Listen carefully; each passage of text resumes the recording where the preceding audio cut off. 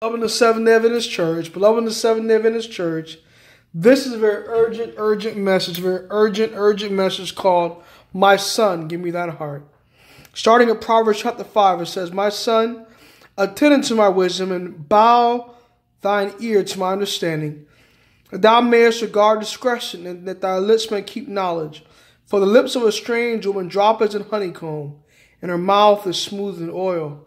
But her end is bitter as wormwood, sharp as a two-edged sword. Her feet go down to death, her steps take hold on hell.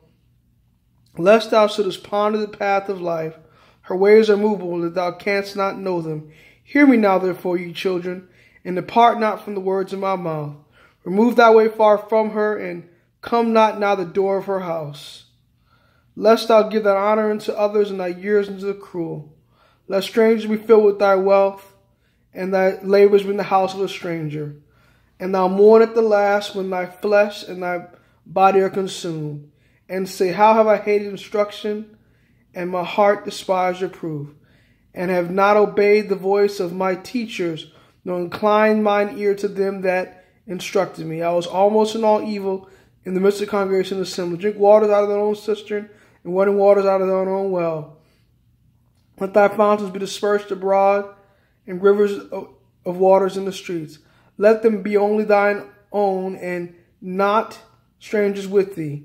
Let thy fountains be blessed, and rejoice with the wife of thy youth. Let her be as a loving hind in a pleasant roe. Let her breast satisfy thee always at all times, and be thy ravished also of her love. And why wilt thou, my son, be ravished with a strange woman, and embrace the bosom of a stranger? For the ways of man are before the eyes of the Lord, and he pondereth all his goings. His own iniquity shall take the wicked himself, and he shall be holden with the cords of his sins. He shall die without instruction, and in the greatness of his folly shall he go astray.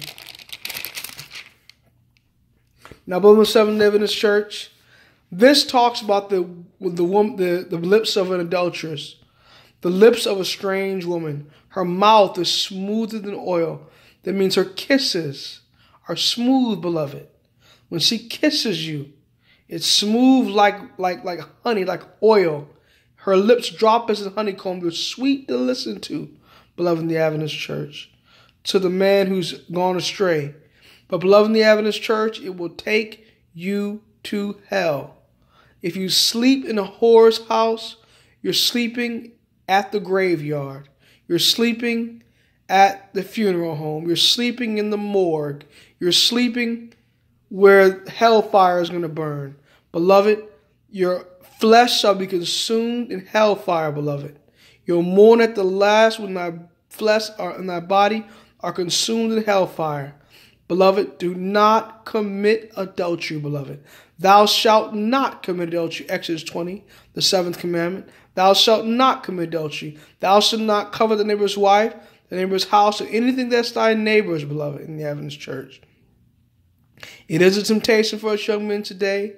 And we see all the half-naked women walking around our 7 Adventist college campuses, all the half-naked women walking around our cities in this country.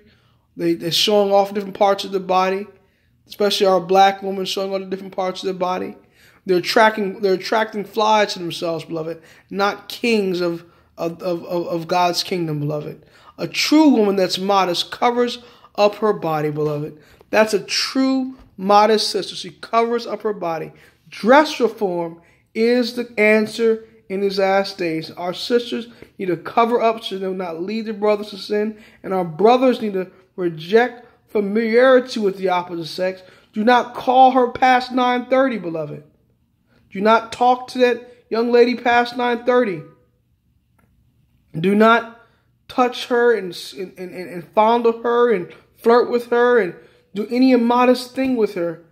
Do not kiss on her, or hold her hand, or do any sexual thing with her. Do not be alone with her, beloved, because it will lead straight to hell.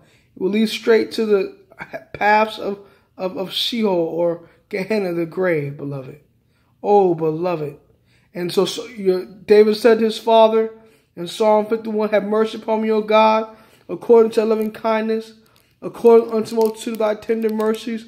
Blot out my transgressions, cleanse me from my iniquity. For I acknowledge my transgressions, my sin is ever formed against thee. Only have I sinned and done this evil in thy sight. You see, David was on his rooftop, beloved. David was on his rooftop, and he saw a naked woman bathing herself. And he was not out having war with his men, and he lusted after her. Bible says in Proverbs chapter 6, lust not after her beauty in thine heart, neither let her take thee with her eyelids, beloved. I was out here in my apartment complex the other day, and I saw two half-naked young ladies, Oakwoodites, all over each other, committing homosexual acts with each other. I asked the young lady who's a former Oakwoodite graduate last year about this. I asked her about this and said, I saw these two homosexual girls, lesbian girls, come into your apartment. Why is that? She goes, I don't discriminate against homosexuals, she told me.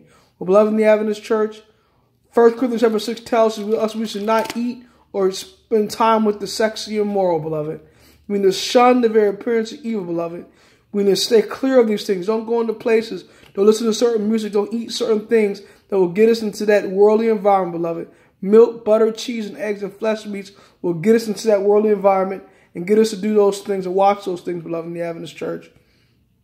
Dancing, worldly music, all these things, beloved, will get us into that mindset that will lose our soul salvation, beloved, in the Adventist Church.